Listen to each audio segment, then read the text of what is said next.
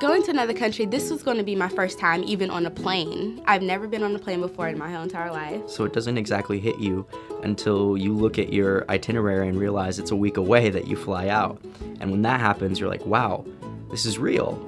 I'm going to another country. So really I was just excited to get out there and see, even to be on a plane. I'd seen it in movies before, but I'd never been on one myself.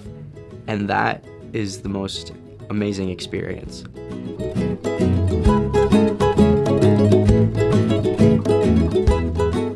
It was like amazing. Like when I was in the car, the whole trip, every day I said, I'm in London, England, and I can't believe this. Maybe it was because I was exhausted, but everything kind of seemed iconic in a way.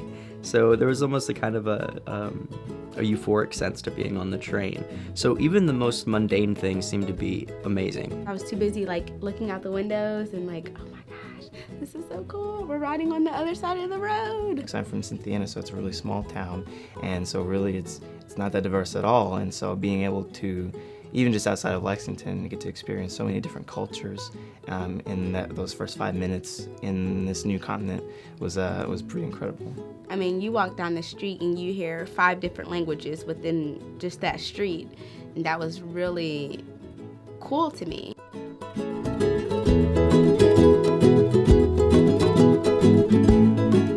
So a typical day in our program would be one in which we have class in the morning. So the class was really interesting. It was a very discussion-based class. The class generally will contextualize what we're doing that day.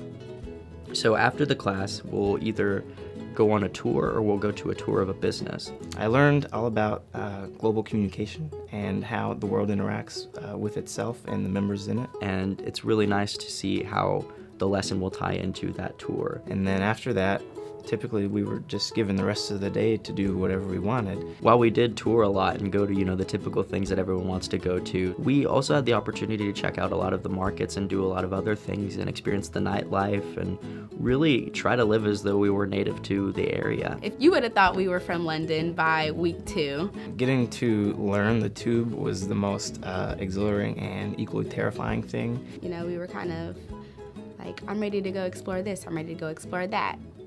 Which was great. I have to have my GPS everywhere I go, even in Lexington. So having the opportunity to be somewhere that I don't recognize anything and have to forge my way to where I need to go was very eye-opening and amazing.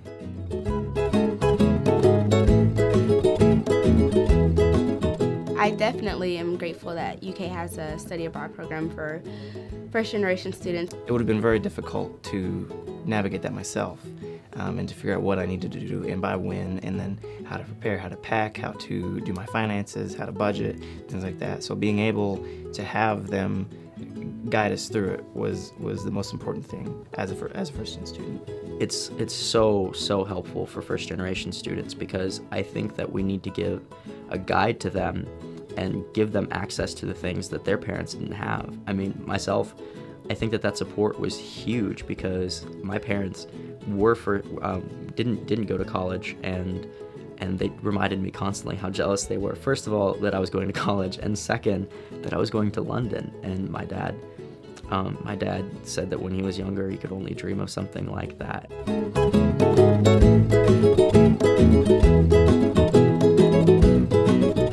It allows you to branch out and find out more things about yourself that you might not have known.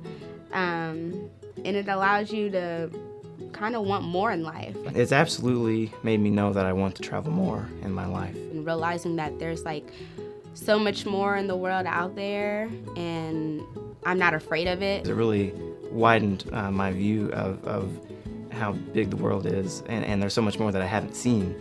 So thinking of that and thinking of when I could travel more, where I could go just to experience more cultures and more people.